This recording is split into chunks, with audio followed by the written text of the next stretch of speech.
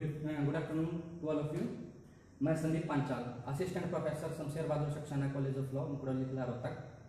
आज फिर आपका स्वागत करता हूं कॉलेज के फेसबुक पेज पर। और हाँ, सबसे पहले मैं आप सबका आभार व्यक्त करता हूं कि जिस तरह आप लोगों ने इस फेसबुक पेज को प्यार दिया, उसी तरह हमारा एक यूट्यूब चैनल है Shamsher Bahadur Saxena college of law, उस चैनल को भी आपकी तरफ से प्यार और स्नेह मिल रहा है। उसके लिए मैं आपका आभार व्यक्त करता हूं। आपके इसी स्नेह की वजह से हम इतना कर पाए हैं और हमें मोटिवेशन मिलता है। जैसे कि आज का जो मेरा विषय है, टॉपिक है, वो है प्लेंट। मैंने लास्ट लेक्चर में बताया था कि प्लीडिंग ऑर्डर 6 था जो सीपीसी का प्लीडिंग के अंदर प्लेंट भी काउंट होती है, रिटन स्टेटमेंट भी काउंट होती है। तो उसी सीरीज को आगे बढ़ाते हुए आज में जो मेरा टॉपिक है प्लेंट, मैं उसको स्टार्ट करता हूं ऑर्डर 7 के अंदर जो आता है।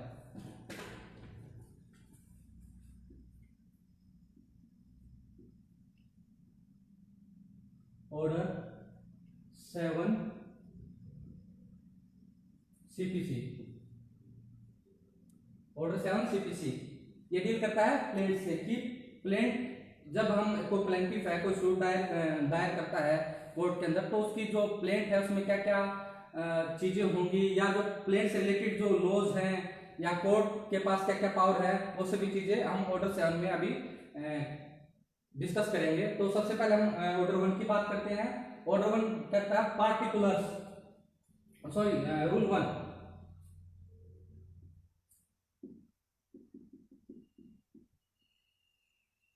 Particulars to be contain in plaint.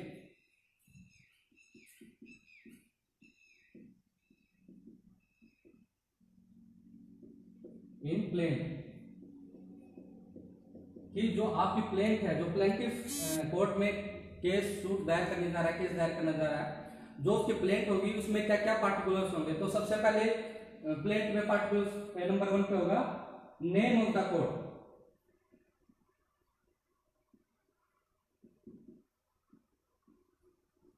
कि जिस कोर्ट में हम उस प्लेंट को, उस शूट को हम दायर कर रहे हैं, उस कोर्ट का नाम। आपने देखा होगा इन दी कोर्ट ऑफ, वहां पे कोर्ट का नाम लिखा हुआ होता है। तो सबसे पहले नंबर पे होता है इन दी कोर्ट ऑफ, जो भी सो एंड सो जजेस हैं उसका आप नाम लिखेंगे, कोर्ट का नाम लिखेंगे। तो फर्स्ट नंबर पर प्लेंट पे होता है कोर्ट का नाम।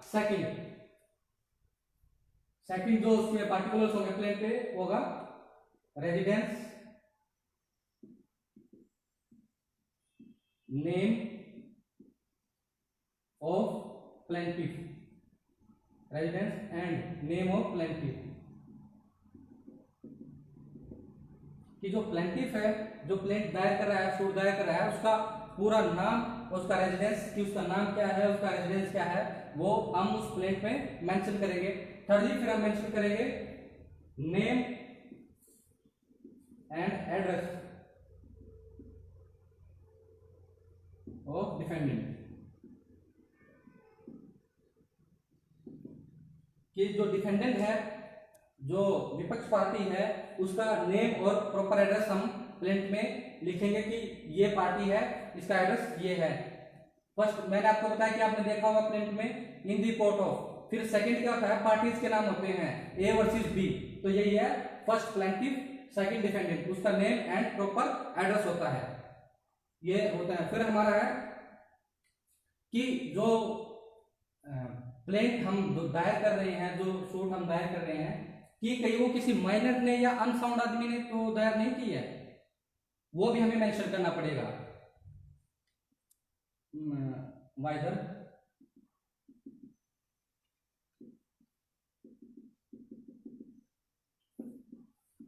माइनर और अनसाउंड माइंड,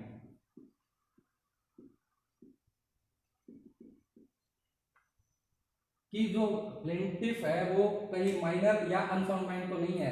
तो अगर माइनर या अनसाउंड माइंड है तो उसका जो गार्जियन है या नेक्स्ट फ्रेंड है, उसके ब्याह पे वो इसको प्लेन को दायर करेगा और फर्दर प्रोसीडिंग्स को आगे बढ़ाएगा। माइनर और अनसाउंड माइंड के ब्याह पे वो बताएगा कि इसके ब्याह पे या तो उसका गार्जियन या उसका नेक्स्ट फ्रेंड जो भी है वो बताएगा कि ये माइनर या अनफाउंड पर्सन है और इसके ब्याह पे मैं इस प्लेंट को या इस सूट को आगे बढ़ा रहा हूं, मैं इसको प्रूव कर रहा हूं। ये चीजें उसमें बताई जाएंगी। फिर उसमें बताया जाएगा fifth cause of action plaint में।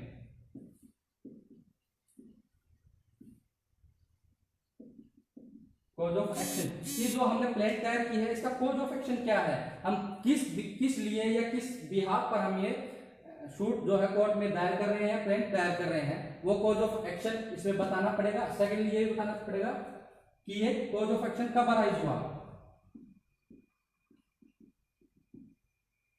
जो कॉज ऑफ एक्शन है जिसकी हम बात कर रहे हैं प्लेंट में, जिसके बिहाफ पर हम ये केस सूट दायर कर रहे हैं, फाइल कर रहे हैं, हमें कोर्ट को ये भी बताना पड़ेगा कि कॉज ऑफ एक्शन ये है और वो अराइज कब हुआ। उसके बाद फिर फर्दर हम बताएंगे कि ज्यूरिडिक्शन, कि क्या उस कोर्ट का ज्यूरिडिक्शन है, हम जिस कोर्ट में सूट फाइल कर रहे हैं, प्लेंट दायर कर रहे हैं, ज्यूरिडिक्शन ऑफ कोर्ट।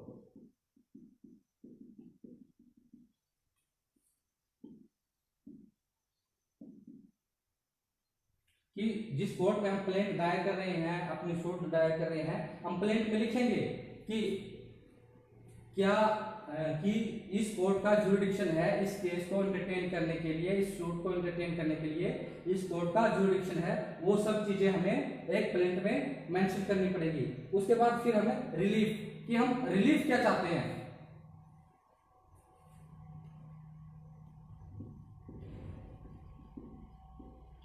रिलीफ हमें यह भी बताना पड़ेगा प्लेंट के अंदर कि हम रिलीफ क्या चाहते हैं। आपने प्लेंट डाल दी लेकिन प्लेंट में रिलीफ नहीं बताया तो कोर्ट आपकी बात तो सुन लेगा लेकिन रिलीफ कहां से देगा कोर्ट, क्योंकि आपने रिलीफ तो मांगा ही नहीं कोर्ट से। तो आपको कोर्ट प्लेंट के अंदर अगर कोर्ट से रिलीफ चाहिए तो रिलीफ उसमें मेंशन करना बहुत जरूरी है, अदरवाइज कोर्ट आपको रिलीफ नहीं देगा क्योंकि रिलीफ आपने कुछ क्लेम किया ही नहीं। उसके बाद नेक्स्ट हमारा कि प्लेंटिफ अपना जो प्लेंट है उसमें कोई ऐसा कॉज ऑफ एक्शन है जिसमें वो सेट ऑफ या कुछ अपना जो क्लेम है उसका पार्ट रेजिस्टेंस करना चाहता है, छोड़ना चाहता है।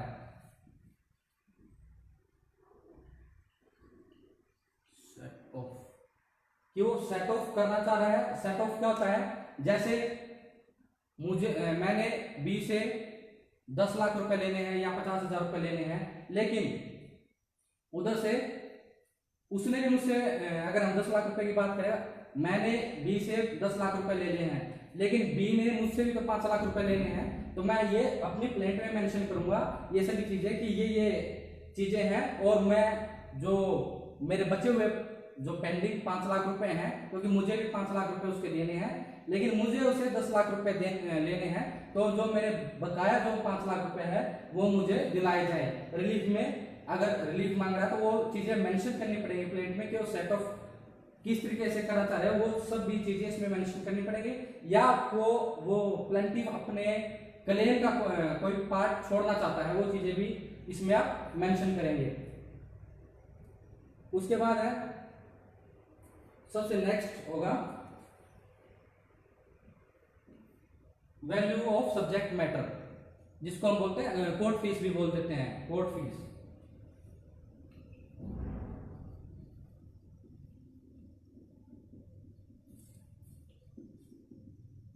मैटर ऑब्लिक कोर्ट फीस,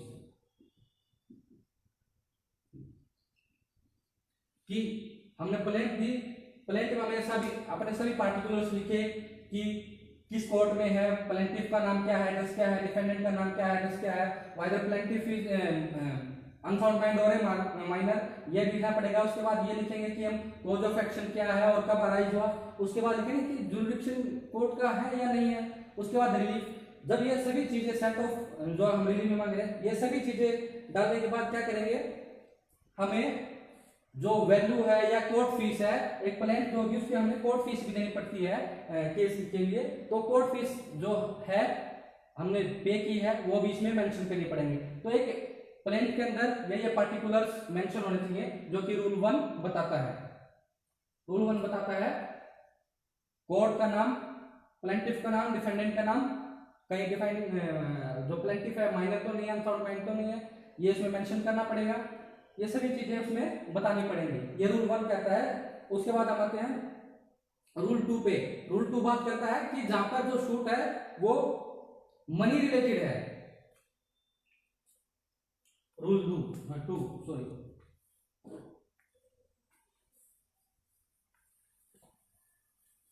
जो रूल 2 है वो बात करता है कि जहां पे शूट मनी रिलेटेड है उसमें क्या करेंगे, उसका प्रोसीजर क्या होगा। रूल 2 इन मनी शूट,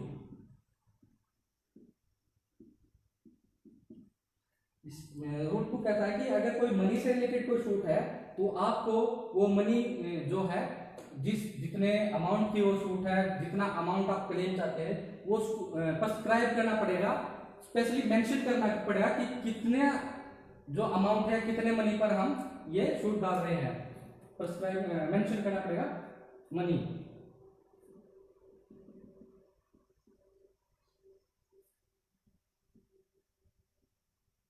ये सभी चीजें प्लेन में मेंशन करनी पड़ेंगी अगर कोई प्लेन मनी से रिलेटेड है। फिर बात आती है कि कई बार मैसने प्रॉफिट होता है कि जो प्लेंटिफ की जो प्रॉपर्टी है वो डिफेंडेंट के पास है, वो उसका यूज कर रहा है, लेकिन वो अनसेटल्ड क्लेम है, अभी ना प्लेंटिफ को पता है, सॉरी डिफेंडेंट को पता है कि मैंने इस प्रॉपर्टी से कितना यूज कर लिया है, मुझे कितना अर्न हुआ है, लेकिन प्लेंटिफ को कोई आइडिया नहीं है, अनसेटल्ड है वो। तो उस सिचुएशन में क्या होगा, जहां पे मैसने प्रॉफिट,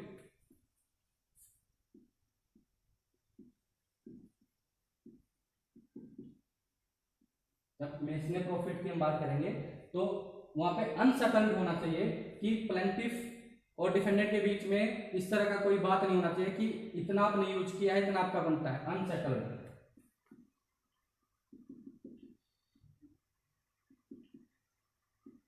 अनसेटल्ड होना चाहिए वो। उसके बाद बात आती है कि मनी शूट की हम बात करें, उसमें पहले बता रहा है कि मनी मेंशन करेंगे हम प्लान के अंदर कि इतनी मनी का शूट है, लेकिन जब हम बात करें मैसने प्रॉफिट की और वो पे अनसेटल्ड है, पता ही नहीं है, तो यहाँ पे रूल 2 कहता है कि जो उसका अप्रोक्सीमेट जो आपका मनी बनता है वो आप उसमें लिख दीजिए, उसको फिर बाद में देख लेंगे। अप्रोक्सीमेट लिया जो बनता है, आपको लगता है कि कितने की मेरी शूट है, इतना मुझे रिकवर करना है, वो आप उसमें मेंशन करके जहाँ पे मैसने प्रॉफिट की बात होती है, ये रूल 2 कहता है। उसके बाद आता है रूल 3 पे।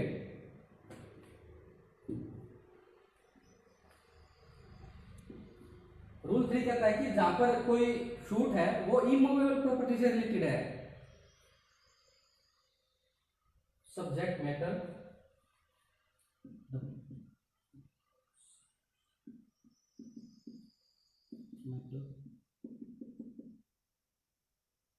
इज इमूवेबल प्रॉपर्टी,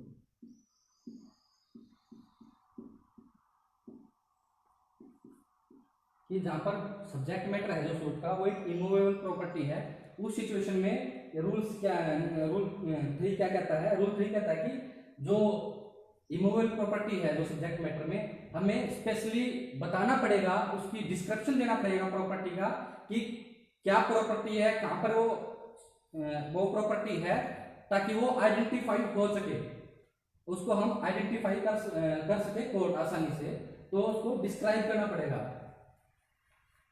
डिस्क्राइब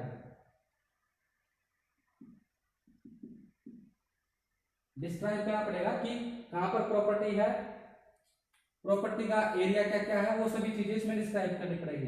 फिर सेकंड इसमें क्या कहते हैं कि जहां पर प्रॉपर्टी को हम डिस्क्राइब की तो बात कर रहे हैं, describe property identification,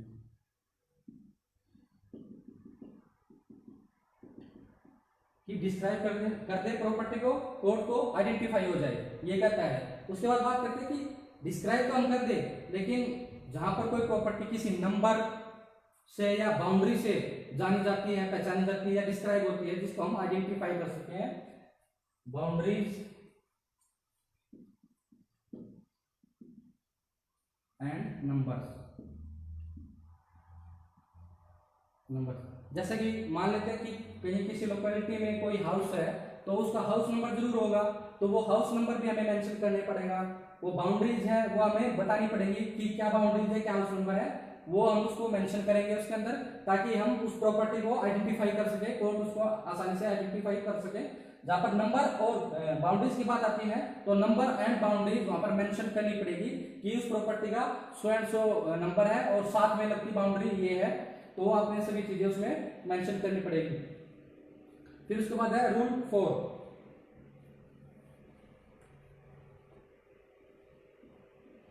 rule 4 simply बात करता है रिप्रेजेंटेटिव सूट की। रिप्रेजेंटेटिव सूट मैंने ऑर्डर 1 रूल 8 में बताया था कि रिप्रेजेंटेटिव क्या सूट क्या है कि बहुत सारे के बिहाफ पे एक आदमी रिप्रेजेंट करे, एक पर्सन रिप्रेजेंट करे सूट को, तो वो रिप्रेजेंटेटिव सूट कहलाता है। तो रूल 4 इसी से रिलेटेड है कि जहां पर सूट्स बहुत नंबर ऑफ सूट्स बहुत ज्यादा है तो सिर्फ एक ही आदमी उसको रिप्रेजेंट करता है, रिप्रेजेंटेटिव।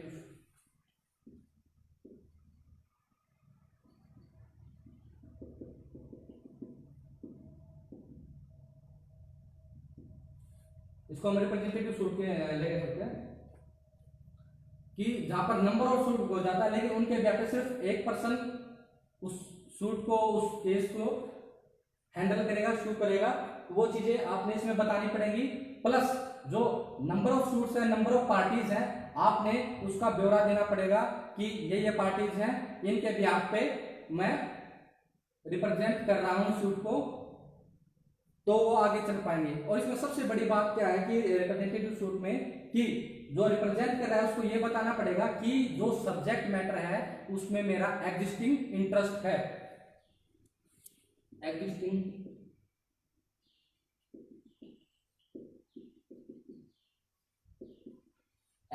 इंटरेस्ट है मेरा उस सब्जेक्ट मैटर में, तो ही वो रिप्रेजेंटेटिव के रूप में आ सकता है और कोई और उसको रिप्रेजेंट करेगा। ये चीजें उसमें रूल 4 कहता है, ये चीजें आपने उसमें बतानी पड़ेगी। उसके बाद आते हैं रूल 5 पे कि रूल 5 बात करता है कि डिफेंडेंट की लायबिलिटी और इंटरेस्ट ये आपने बताना पड़ेगा। रूल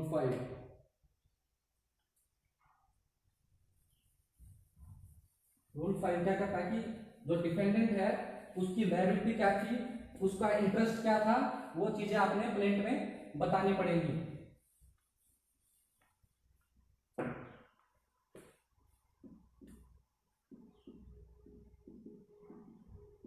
इंटरेस्ट एंड लायबिलिटी कि जो डिफेंडेंट था उसने कोई कॉन्ट्रैक्ट किया, कॉन्ट्रैक्ट करने के बाद उसने कुछ पैसा तो दे दिया लेकिन कुछ पैसा अभी भी पेंडिंग है, वो नहीं दिया, तो अगर इससे रिलेटेड कोई सूट था तो ये बताना पड़ेगा कि डिफेंडेंट ने का इंटरेस्ट ये था कि उसने कॉन्ट्रैक्ट किया, उसकी लायबिलिटी ये थी कि उसने जो पेंडिंग जो अमाउंट था वो पे करना है, वो सभी चीजें इसमें आपको बतानी पड़ेंगी। तो ये रूल 5 कहता है कि डिफेंडेंट की जो इंटरेस्ट है और लायबिलिटी है वो आपको उसमें मेंशन प्लेंट में मेंशन करनी पड़ेगी। उसके बाद आते हैं रूल 6 पे। रूल 6 ये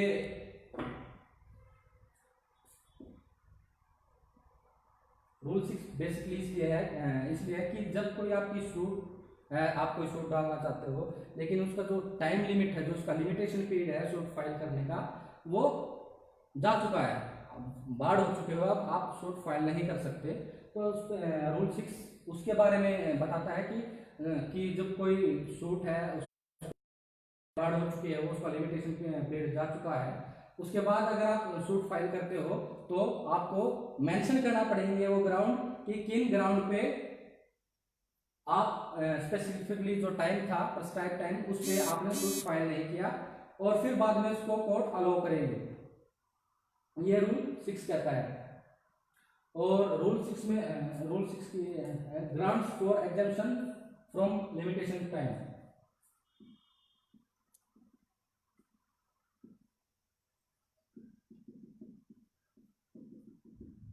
फॉर लिमिटेशन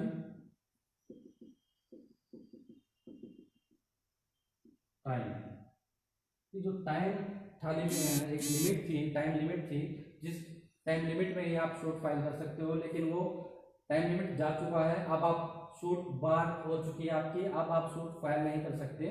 तो वो रूल 6 कहता है कि आपको ग्राउंड मेंशन करोगे कि किन वो क्या कारण थे कि जिसके क्या कारण थे कि आप टाइमली जो है सूट फाइल नहीं कर पाए, तो आपने वो चीजें उसमें मेंशन करनी पड़ेगी। तो ये रूल 6 उसमें ये चीजें बताता है। और उसके बाद जो एग्जाम्पशन की आपने एप्लीकेशन लगाई है कि जो हमारा जो time limit exemption time limit था उसको एग्जाम्प्ट किया जाए। अगर कोर्ट को लगता है कि ग्राउंड सफिशिएंट है तो कोर्ट उसको बाद में अलाउ कर देगी। उसके बाद है रूल 7, यहाँ पर रूल 7 और रूल 8 ये लगभग सेम है, सेम एक ही है, लगभग एक ही है। रूल 7 बात करता है relief to be specifically stated.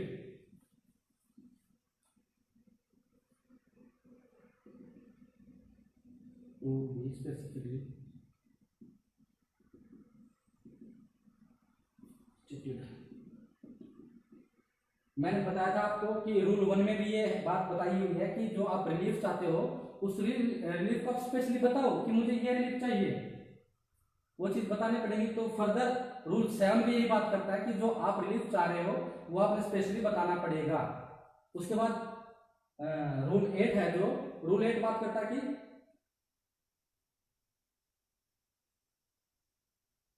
Rule relief founded on separate grounds.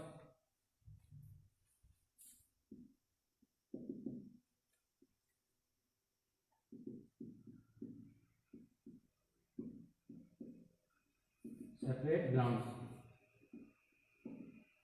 कि अगर आपने रिलीफ मांगा है और आपने वो रिलीफ उसमें मेंशन करना पड़ेगा, और रूल 7 कहता है। अब उसके बाद रूल फर्दर है जो रूल 8 ये कहता है कि अगर आपने सेवरल बहुत ज्यादा रिलीफ है, वो आपने रिलीफ लेने हैं, आप कोर्ट में गए उस चीज के लिए, तो आप उन जो बहुत ज्यादा जो आप सेवरल रिलीफ चाहते हो वो एक ही प्लेंट में भी आप क्लेम कर सकते हो।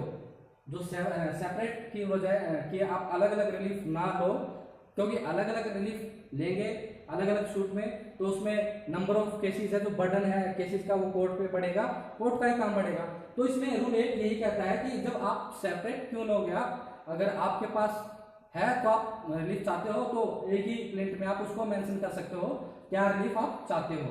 तो ये रूल 7 और रूल 8 बात करते हैं कि आपने रूल रिलीफ मेंशन करना पड़ेगा और एक सेपरेट में ना जाके आप उसको इकट्ठा ही क्लेम कर सकते हो, ये रूल 8 कहता है। उसके बाद हम आते हैं रूल 9 पे। रूल 9 कि जो प्लेंट है उसका एडमिट होगी, उसका क्या प्रोसेस होगा, procedure on admitting plaint.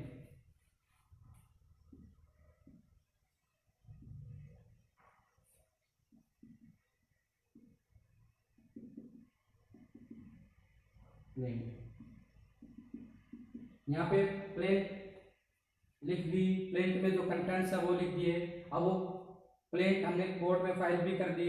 Plaint file करने के बाद अब बात आती है कि वो एडमिट हो गई प्लेंट, उसके बाद की क्या प्रोसीडिंग्स रहेगी कोर्ट में, वो रूल 9 बात करता है। रूल 9 कहता है कि जब एक प्लेंट आपने कोर्ट में फाइल कर दी एज ए सूट, तो वहां पे आपको 7 दिन का टाइम दिया जाता है, 7 डेज कि 7 डेज का टाइम दिया जाता है कि जो भी जितनी भी पार्टी है डिफेंडेंट, उनके लिए एक एक डुप्लीकेट प्लेंट की कॉपी मेंशन प्रोवाइड कराई जाए और मेंशन कराई जाए, और जो फीस है जो समन जाएंगे प्लेंट डिफेंडेंट को, each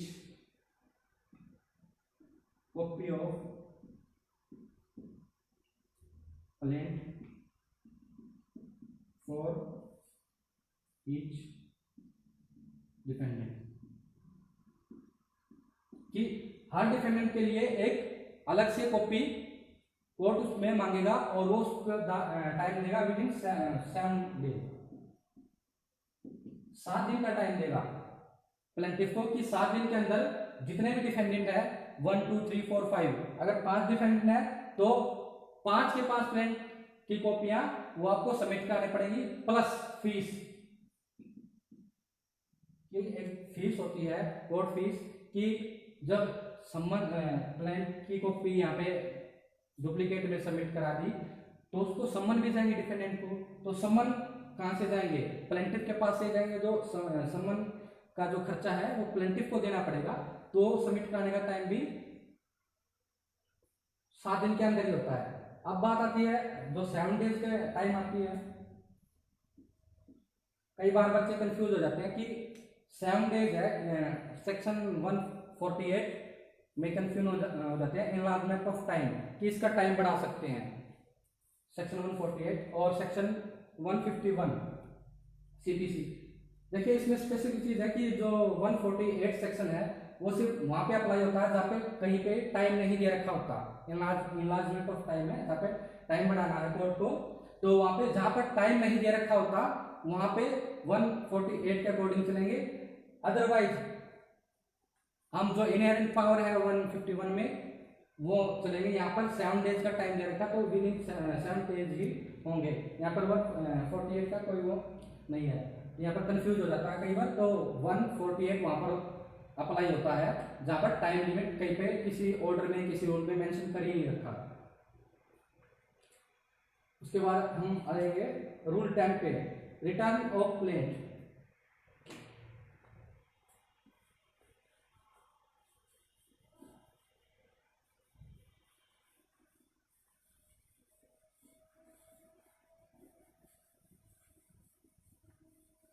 rule 10 return of plaint.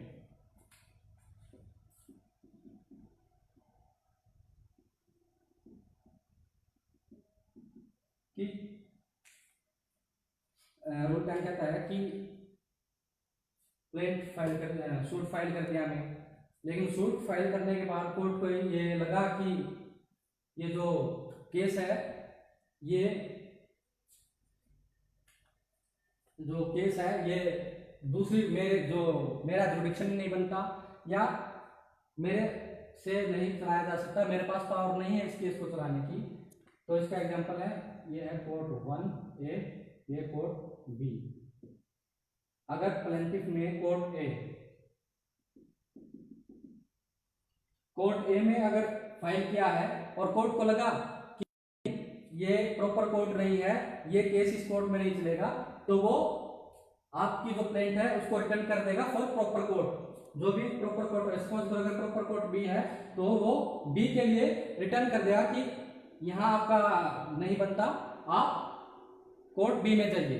तो ये देखने के बाद वो रिटर्न कर देगा और उसके बाद यह तो होगी रिटर्न के बाद कि रिटर्न हो गया। अब बात आती है कि अपील और रिवीजन में अगर चले गए,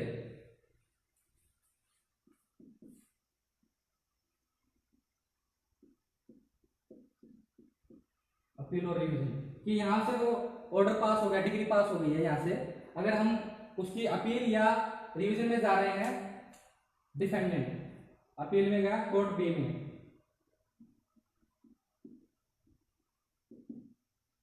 डिफेंडेंट गया कोर्ट बी में अपील के लिए। तो जब हम अपीलेट कोर्ट में आए और अपीलेट कोर्ट ने देखा केस को और अपीलेट कोर्ट को लगा कि जो डिग्री पास हुई है, जो ऑर्डर दिया गया है कोर्ट के द्वारा, वो कोर्ट तो प्रॉपर कोर्ट थी ही नहीं, उस कोर्ट में तो ये सूट चल ही नहीं सकती थी। तो कोर्ट जो बी है, अपीलेट कोर्ट है, वो उसको जो ऑर्डर है उसको सेट असाइड कराएगी, खत्म करके नया कहेगी कि आप फ्रेश तरीके से आप प्लेंट फाइल करो, सूट फाइल करो और दोबारा से इसको केस को फाइट करो, सूट फाइट करो। तो रिटर्न कर देगी अपीलेट कोर्ट भी, उसको सेट असाइड कर देगी बाद में, अगर कोर्ट को लगा कि वो प्रॉपर कोर्ट नहीं थी। तो ये रूल 10 का काम है।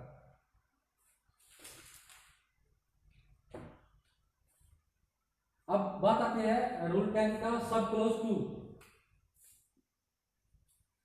सब क्लोज 2 रूल 10 क्लोज 2 कि जो रिटर्न होगी उसका प्रोसीजर क्या होगा, जो प्लेंट रिटर्न करेगा कोर्ट उसका प्रोसीजर क्या होगा। तो प्रोसीजर में क्या है, एक डेट फिक्स करेगा जज कि वो डेट मेंशन करेगा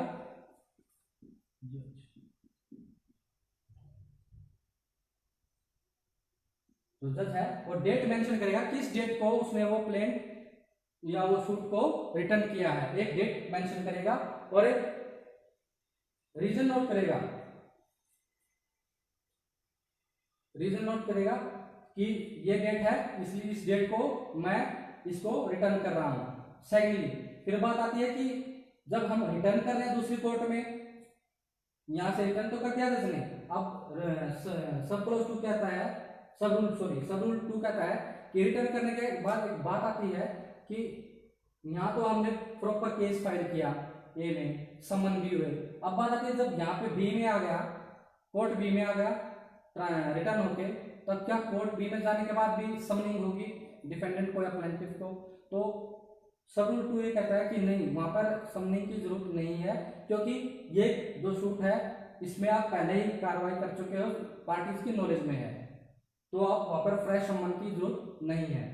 फिर उसका फर्दर क्या कहता है कि जब रिटर्न होगा दूसरी कोर्ट में, क्या दोबारा से कोर्ट फीस देनी पड़ेगी? तो ये सब रूल 2 यही कहता है कि जब रिटर्न होगा दूसरी कोर्ट में तो कोर्ट फीस दोबारा नहीं पे करनी पड़ेगी, क्योंकि कोर्ट फीस आपने पहले ही पे कर चुके हैं। हुआ ये रूल सब रूल 2 कहता है रूल 10 का। अब बात करते हैं रूल 10A में।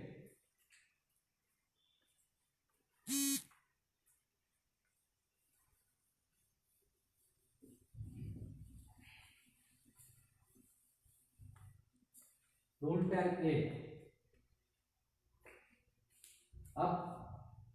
अब 10A क्या क्या है, ये कहता है, ये 1976 में ऐड किया गया था इस रूल को।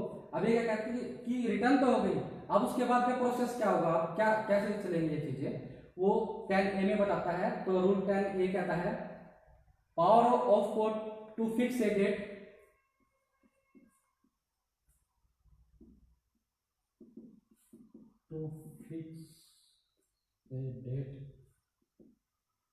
कि कोर्ट के पास पावर है वो फिक्स करेगा date to appear in the court where plaint to be filed after his return, to appear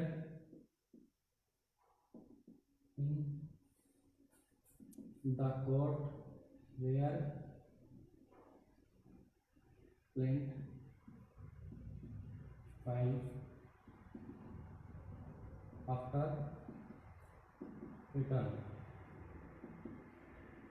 कि जब रिटर्न के बाद जिस कोर्ट में फाइल किया गया प्लेंट को, उस कोर्ट में अपीयर होने के लिए डेट फिक्स कर देगा। रूल 10A ये बात करता है कि जब रिटर्न के बाद जिस कोर्ट में केस गया है अभी आपका, उसके लिए डेट फिक्स करेगा।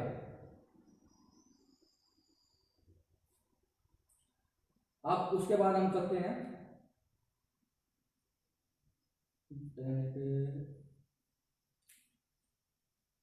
अब 10A में बात आती है कि फर्क आगे कि डिफेंडेंट तो प्रेजेंट है कोर्ट के अंदर और प्लेंटिफ प्रेजेंट नहीं है, और डिफेंडेंट ये कहता है यहाँ पे 10A में कि जो ये कोर्ट है ये प्रॉपर कोर्ट नहीं है।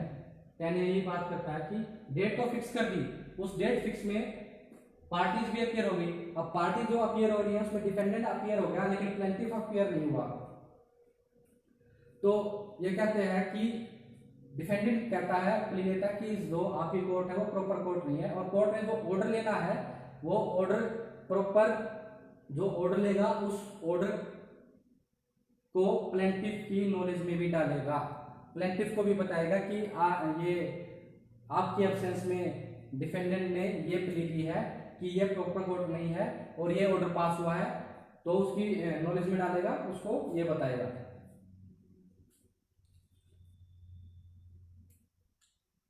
उसके बाद जब फिर इसका सब रूल 2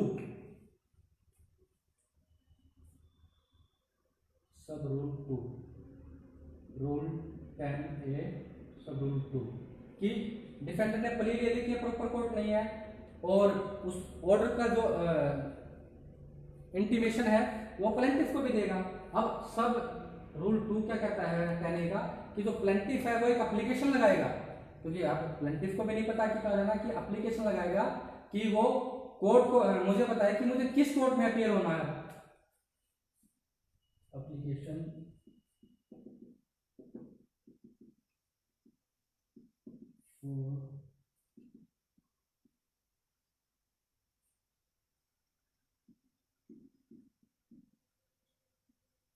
क्योंकि एक डिस्ट्रिक्ट में काफी सारी कोर्टें होती हैं, तो नोटिस में तो चला गया कि प्लेंट जो आपकी रिटर्न की जा रही है, अब प्लेंटिफ क्या बोलेगा कि मुझे ये बताया जाए, ये फिक्स कर दिया जाए कि किस कोर्ट में मुझे अपीयर होना है। एक डिस्ट्रिक्ट के अंदर काफी कोर्ट होती है, तो उस कोर्ट को स्पेशली मेंशन कर दे कि किस कोर्ट में अपीयर होना है। सेकंड, एक एप्लीकेशन और लगा सकता है टाइम के लिए, डेट के लिए, कि मुझे वो डेट, फिक्स डेट बता दी जाए किस डेट में मुझे वहां पर अपीयर होना है। पहले उसने पूछा, एप्लीकेशन लगा सकता है कि किस कोर्ट में अपीयर होना। सेकंड लगा सकता है कि किस डेट को अपीयर होना है, सेकंड एप्लीकेशन। थर्ड वो लगा सकता है कि जो रिटर्न हुआ है प्लेंट, जिस नई कोर्ट में गया है, वह उसका एक नोटिस दोनों पार्टीज को जाए, डिफेंडेंट को भी एक नोटिस दिया जाए।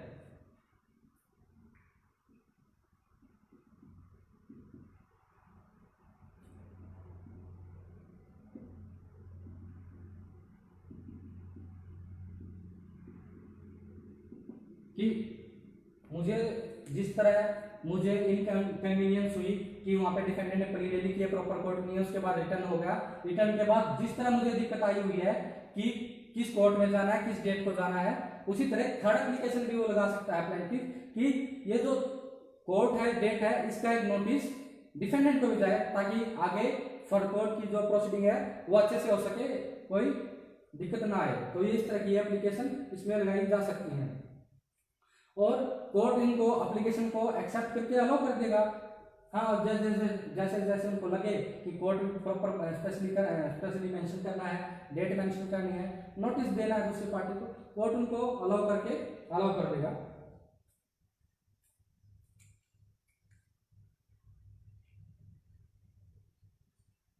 उसके बाद है सब रूल 3, रूल 10A, सब रूल 3। अब सब रूल 3 ये कहता है कि कोर्ट है वो एक डेट फिक्स कर देगा, बता देगा कि किस डेट को आपको उस प्रॉपर कोर्ट में आपको अपीयर होना है। दोनों पार्टीज को नोटिस कर देगा। जैसे यहाँ पे प्लेंटिफ ने एप्लीकेशन लगा दी कि मुझे प्रॉपर कोर्ट बताई जाए, मुझे डेट बताया जाए, ये नोटिस डिफेंडेंट को भी दिया जाए इससे रिलेटेड। अब उसी के आगे जो सब क्लॉज 3 है, सब क्लॉज 3 में कोर्ट क्या करेगा, एक डेट फिक्स कर देगा, दोनों पार्टीज को नोटिस देगा कि आप उस फिक्स डेट को उस फिक्स कोर्ट में आप अपीयर हो। तो ये सब रूल 3 कहता है। अब इसके बाद आता है सब रूल 4।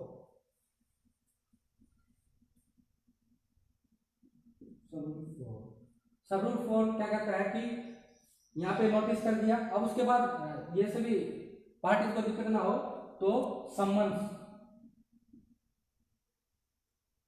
कि सब रूल 4 में ये कहता है कि जो कोर्ट है वो दोनों पार्टीज को सम्मन्स सेंड करेगा कि प्रॉपर कोर्ट वो है, उस कोर्ट में अब आपकी जो प्लेंट है रिटर्न हुई है, आप वहां पे जाना, ये फिक्स डेट है, ये फिक्स टाइम है, वो सम्मन्स करेगा दोनों पार्टी को।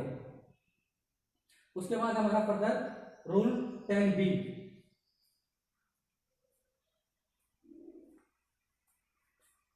रूल 10B, रूल 10B बात करता है कि जो अपीलेट कोर्ट है,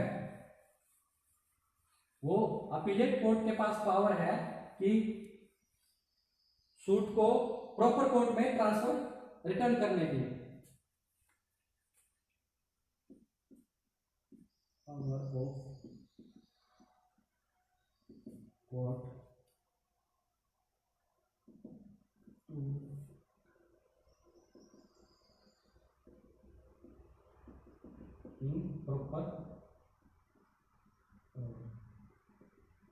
कि जो अपीलेट कोर्ट है उसके पास पावर है, अगर अपीलेट कोई डिफेंडेंट अगर अपील में गया और अपील में जाने के बाद मैंने आपको बताया कि अपीलेट कोर्ट को लगता है कि वो जो ऑर्डर दिया है कोर्ट द्वारा वो प्रॉपर कोर्ट में नहीं था, तो उसको सेट असाइड करके एक फ्रेश शूट के लिए बोल सकता है। तो इसी तरह अगर अपीलेट कोर्ट को ये लगता है कि जो सूट था, जो केस था, वो प्रॉपर कोर्ट में नहीं था, तो अपीलेट कोर्ट ऑर्डर कर सकता है, उस प्लेन को रिटर्न कर सकता है प्रॉपर कोर्ट के लिए। ये रूल 10 भी कहता है।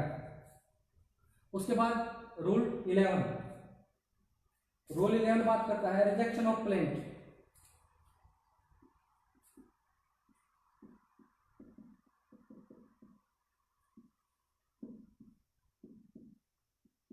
कि रूल 10 बात करता है कि वो कौन कौन से ग्राउंड है जिन ग्राउंड पे प्लेंट को रिजेक्ट किया जा सकता है। ये रूल 11 बात करता है। तो रूल 11 कहता है कि जहां पर नो कॉज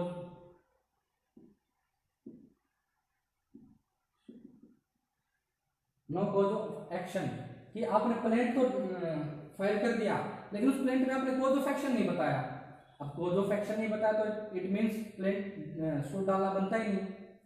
तो उस सिचुएशन में रिजेक्ट कर सकता है कोर्ट प्लेंट को। तो सबसे पहली बात यह कि कॉज ऑफ एक्शन उसमें बताना बहुत जरूरी है, अदरवाइज आपकी जो प्लेंट है वो रिजेक्ट हो जाएगी। ये रूल 11 बात करता है। फिर सेकंड बात करता है रिलीफ की, कि आप जो रिलीफ चाहते हो वो रिलीफ अंडर वैल्यू है, रिलीफ अंडर वैल्यू।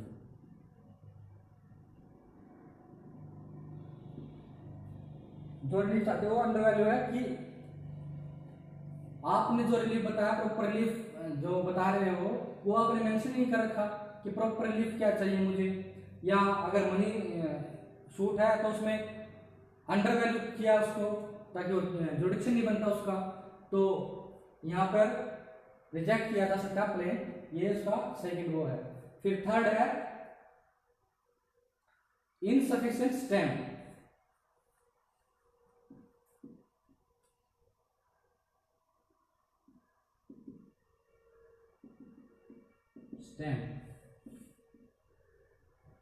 और कोर्ट फीस,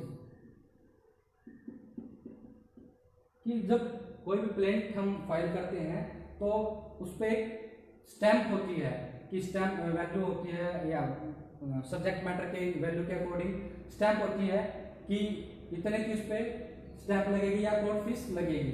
अगर वो कोर्ट फीस या स्टैंप है उस प्लेंट पे प्रॉपर नहीं लगाई हुई या लगाई ही नहीं हुई, तो एक वो रीजन भी है कि रूल 11 के अकॉर्डिंग उसको रिजेक्ट किया जा सकता है प्लेंट को।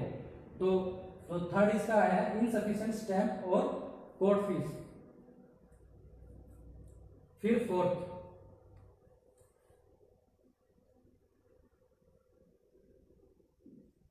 Shoot barred by law. ऐसी कोई सूट है जो लॉ में बार्ड है, लॉ के अकॉर्डिंग उसको आप फाइल नहीं कर सकते। जहां पर हम रेस जुडिकेटा की बात करते हैं, रेस जुडिकेटा यहाँ पे अप्लाई होगा, या और भी फर्दर जो टाइमिंग जो लॉ है वो बात करते हैं कि लॉ द्वारा बार्ड है वो सूट, और फिर भी आपने उसको फाइल कर दिया, प्लेंट फाइल कर दिया और कोर्ट ने उसको बाद में वेरीफाई किया और कोर्ट को लगा कि ये लॉ से बार्ड है, तो उस सिचुएशन में भी कोर्ट क्या है रिटर्न कर देगी, प्लेंट को रिटर्न कर देगी। फिर हमारा फिफ्थ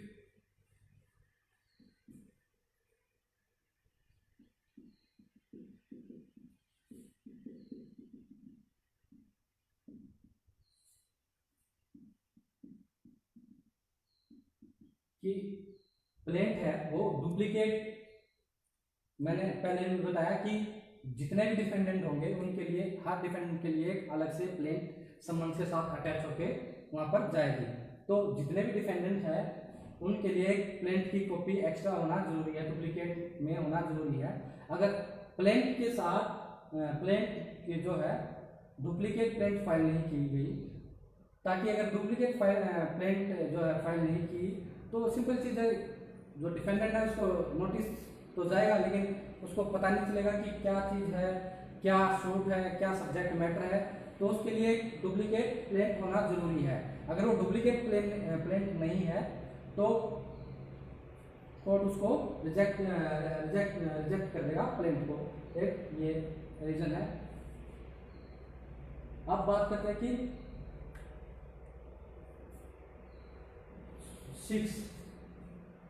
सिक्स बात करता है कि वहां जहां पर प्लेंटिफ है वो रूल 9 है ऑर्डर 7 का, वो उसकी कंप्लायंस नहीं करता।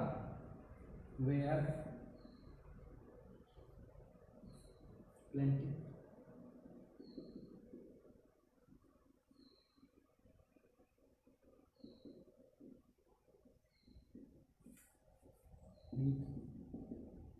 रूल 9 और द ऑर्डर कि ऑर्डर 7 का रूल 9 मैंने बताया कि जैसे प्लेंट फाइल होगी वहां पर आपको 7 डेज का टाइम दिया जाएगा डुप्लीकेट प्लेंट फाइल करने के लिए, या कोर्ट फीस है या समन्स के लिए फीस है वो सबमिट कराने के लिए। तो जो 6 है जहां पर प्लेंटिफ इस रूल 9 से कंप्लाई नहीं करता ऑर्डर 7 के, तो उस सिचुएशन में भी जो प्लेंट है उसको रिजेक्ट किया जा सकता है। कोर्ट के पास पावर है ये सारी चीजें रूल 11 में बताई गई हैं। उसके बाद फर्दर है कि रूल 12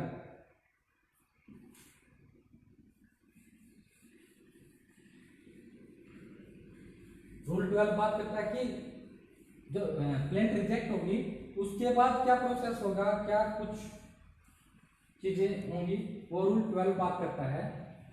रूल 12 कहता है procedure on rejecting plaint.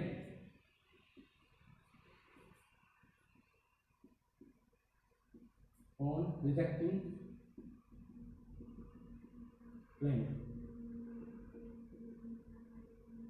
Rule 12 कहता है कि रूल 11 में जो प्लेंट रिजेक्ट हुई है उसके बाद क्या प्रोसीजर होगा।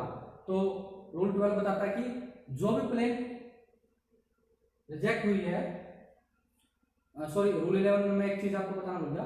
रूल 11 में एक वर्ड है एट एनी स्टेज। कोर्ट को अगर किसी स्टेज पे ये लगे कि रिजेक्ट किया जा सकता है तो होगा।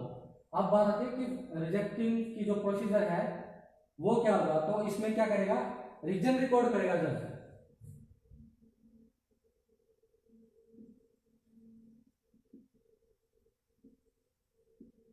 रीजन रिकॉर्डिंग उन रीजन को रिकॉर्ड करेगा कि किन रीजन्स पे मैंने प्लेंट को रिजेक्ट किया। वो सब रूल 12 बताता है कि एक रीजन रिकॉर्ड करेगा कि ये रीजन था, इस रीजन के बिहाफ पे मैंने इस प्लेंट को रिजेक्ट किया है, वो रूल 12 बताता है। अब आते हैं हम रूल 13 पे। रूल 13 बात करता है where rejection of plaint. Rule 13 बात करता है where rejection of plaint does not preclude presentation of fresh plaint. कि प्लेंट को रिजेक्ट कर दिया लेकिन एक फ्रेश सूट डालने के लिए बार्ड नहीं किया गया। रूल 11 में रिजेक्ट तो कर दिया गया लेकिन उसके बाद उसको बार्ड नहीं किया गया कि आप एक फ्रेश सूट नहीं डाल सकते, यह रूल 13 कहता है। उसके बाद है रूल 14। रूल 14 कहता है production of document on which plaintiff sue और रिलाइज।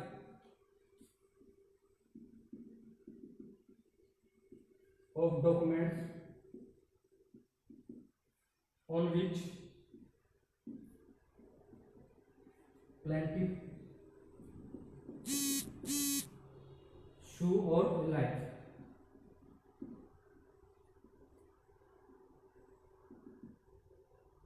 अब रूल 14 कहता है कि प्लेंटिफ ने जिन डॉक्यूमेंट पे बिहाफ पे प्लेंट फाइल किया है कि ये जो प्लेंटिफ ये जो डॉक्यूमेंट है ये मेरे सॉलिड डॉक्यूमेंट है कि अच्छे डॉक्यूमेंट अच्छे एविडेंस हैं, उनके बिहाफ पे उसने एक प्लेंट फाइल किया और लगता है कि मैं इनके बिहाफ पे इस केस को जीत के जाऊंगा।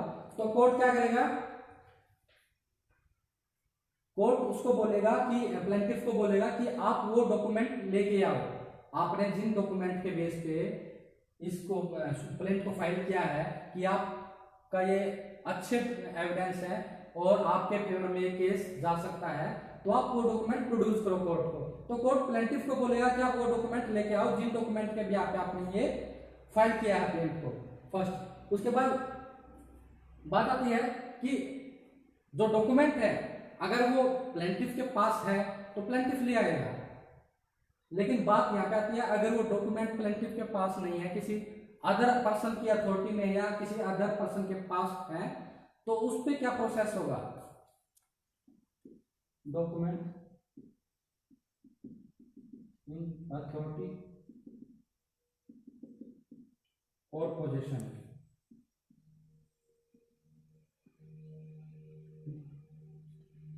Other person court. यहाँ तो फर्स्ट में तो बता दिया कि फर्स्ट में तो सीधा ऑर्डर दे देगा प्लेंटिफ को कि आपने जिन डॉक्यूमेंट्स के बिहाफ पे प्लेंट फाइल किया गया आप वो ले आइए। अब बात आती है सेकंड स्टेज पे, आता है कि यहाँ पे तो ले आएगा फर्स्ट में, सेकंड में है कि जो डॉक्यूमेंट किसी दूसरे पर्सन की अथॉरिटी में है या दूसरे पर्सन के पोजीशन में है वहां पे दिक्कत आएगी, तो वहां पे क्या करना पड़ेगा, प्लेंटिफ को मेंशन करना पड़ेगा। प्लेंटिफ हैव टू मेंशन,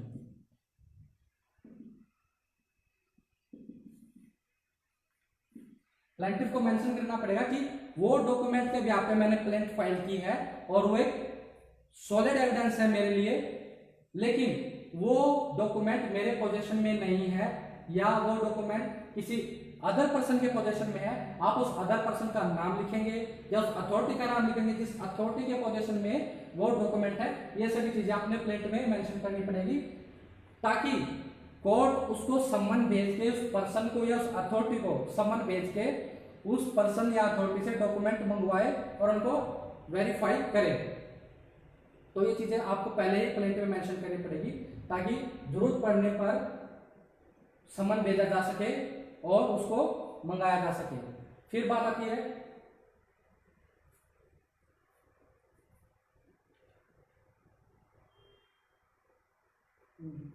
बात आती है कि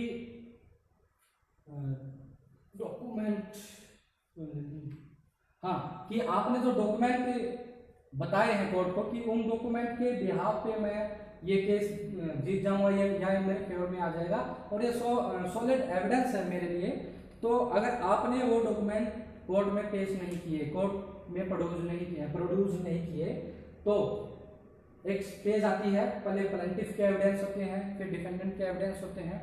वो अब वो स्टेजेस आ गई हैं कि आप डिफेंडेंट के जो है वो विटनेसेस चले हुए हैं, तो उस सिचुएशन में बाद में आप उस डॉक्यूमेंट को, जब टाइम था आपके पास प्लेंटिफ के पास, आप उस टाइम पे प्लेंटिफ ने डॉक्यूमेंट प्रोड्यूस नहीं किए, लेकिन जब वो स्टेज उस स्टेज से आगे जा चुकी है, प्लेंटिफ डिफेंडेंट के विटनेसेस की बात है, उस स्टेज पर या उससे जो आगे की फर्दर स्टेज है उस स्टेज पर वो डॉक्यूमेंट प्रोड्यूस नहीं कर सकते। अगर करते भी हैं तो वो कोर्ट की परमिशन लेनी पड़ेगी, कोर्ट की परमिशन के बिना आप वो डॉक्यूमेंट प्रोड्यूस नहीं कर सकते कोर्ट में।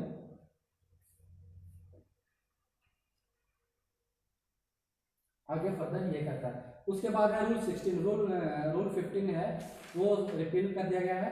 अब उसके बाद है सीधा रूल 16। अब रूल 16 बात करता है suit on lost negotiable instrument.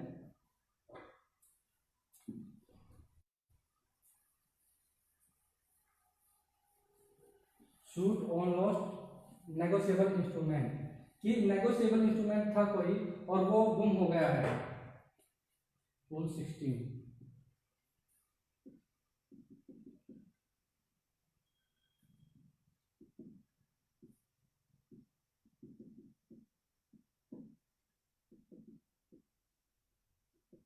कि कोई नेगोशिएबल इंस्ट्रूमेंट एक्ट था, नेगोशिएबल इंस्ट्रूमेंट था, कोई चेक था, कोई हुंडी थी, आपने उसके बिहाफ पे सूट फाइल कर दिया, लेकिन वो गुम हो गया। लेकिन गुम होने के से पहले आपने इतने पुख्ता सबूत दिए कोर्ट को कि हाँ वो जो नेगोशिएबल इंस्ट्रूमेंट था वो मेरे फेवर का था और उस फेवर से मैं ये चीजें कर सकता था। और प्लेंटिफ ने इंडोर्समेंट भी दिया, अगर वो गुम हो गए तो मैं ये करने के लिए तैयार हूँ या फाइन करने के लिए तैयार हूँ। तो भले ही वो गुम हो गए हो तो कोर्ट उसको प्रज्यूम करके मानेगी कि वो गुम नहीं हुए हैं, वो एग्जिस्टेंस में है, क्योंकि प्लेंटिफ ने वहां पे अपना पूरा एविडेंस था वो दे दिया है कि जो नेगोशिएबल इंस्ट्रूमेंट था वो मेरे फेवर का था। और एक इंडोर्समेंट भी प्लेंटिफ ने वहां पे दी कि हाँ अगर ये गुम होते हैं या कुछ चीजें होती हैं तो मैं उसको इंडemnify करूंगा। तो कोर्ट उसको प्रज्यूम करके मान के चलेगी, प्रज्यूम करेगी कि वो लॉस्ट नहीं हुए, गुम नहीं हुए हैं, वो इन पोजेशन है, इन पोजेशन है, और उसके बिहाफ पे आगे केस को फर्दर केस को आगे बढ़ाएगी। ये रूल 16 कहता है। उसके बाद लास्ट है rule 17, production of shop book.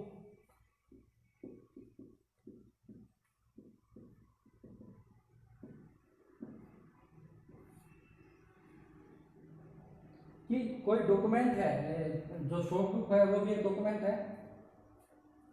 आपने प्लेंट में उसका जिक्र कर रखा है कि वो जो एंट्री है उस शॉप बुक की वो एक एविडेंस है मेरे लिए, प्लेंटिफ ने कर रखा कि मेरे लिए एविडेंस है, उसके ब्याह पे मैं अच्छे से केस को जीत जाऊंगा।